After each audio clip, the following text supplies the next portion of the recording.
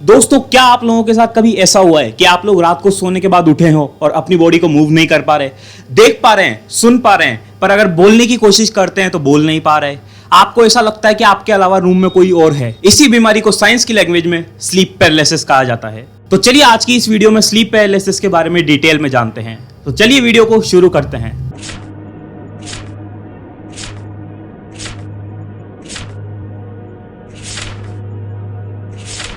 Sleep paralysis एक ऐसी खतरनाक बीमारी जिसमें आप सुन तो पा रहे हैं पर बोल नहीं पा रहे, देख सकते हैं पर अगर किसी चीज को टच करना हो तो आपकी बॉडी मूव ही नहीं कर पाती है। आपको ऐसा लगता है कि आपके अलावा रूम में भी कोई और है। इसी बीमारी को साइंस की लैंग्वेज में स्लीप पैरालिसिस कहा जाता है। यह बीमारी कुछ सेकंड्स की हो सकती है, कुछ मिनट्स की हो सकती है, पर घबराने की बात नहीं है। इसे क्योर भी करा जा सकता है। इस बीमारी में ब्रेन तो काम कर रहा होता है पर बॉडी काम नहीं कर रही होती है। दोस्तों, हमारी स्लीप साइकिल 4 स्टेजेस में बटी हुई होती है, N1, N2, N3 और REM यानी कि rapid eye movement. N1, N2 और N3 जिसमें हम नॉर्मल स्लीप लेते हैं, पर REM यानी कि रैपिड आई मूवमेंट जिसमें हम सपने देखते हैं।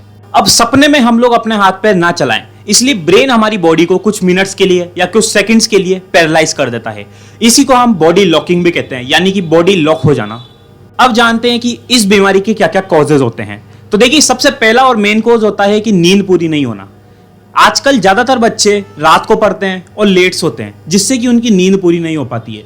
और नींद पूरी नहीं होना इसी बीमारी का एक मेन कारण होता है। एक कारण और भी होता है, पीठ के बल सोना। अगर हम पीठ के बल सोते हैं तो ज्यादातर चांसेस होते हैं स्लीप पैरालिसिस होने के।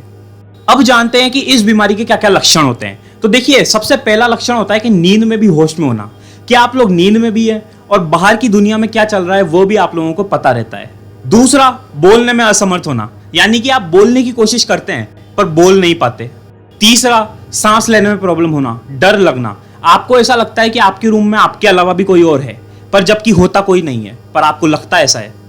इसका एक और सिम्टम होता है सपने देखना। अब आप लोग कहेंगे कि सपने तो हर कोई देखता है, सपने देखना कैसे इस बीमारी का कारण हो सकता है। तो देखिए, जैसा कि अभी मैंने आप लोगों को बताया कि सपने देखते वक्त हम लोग अपने हाथ पैर ना चलाएं, इसलिए माइंड हमारी बॉडी को कुछ सेकंड्स के लिए या कुछ मिनट्स के लिए पैरालाइज कर देता है।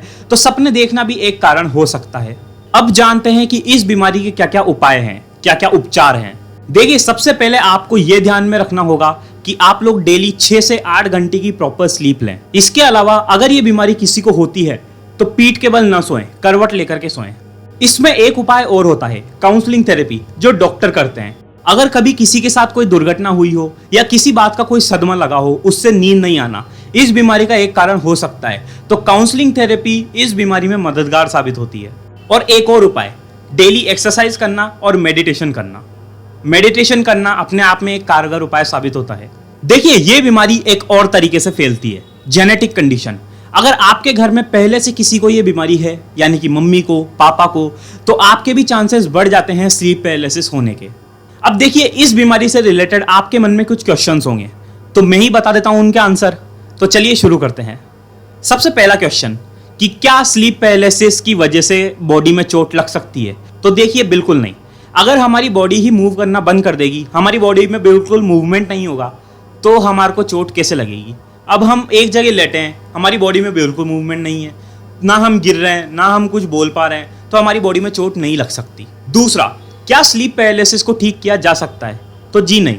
अब आप लोग कहेंगे कि अभी तो आपने उपाय बताए, अभी आपने ये मेडिटेशन बताया, एक्सरसाइज बताई, डेली स्लीप के लिए बताया, पर मैंने आपसे क्या क्वेश्चन कहा कि स्लीप पैरालिसिस को हम ठीक कर सकते हैं या नहीं?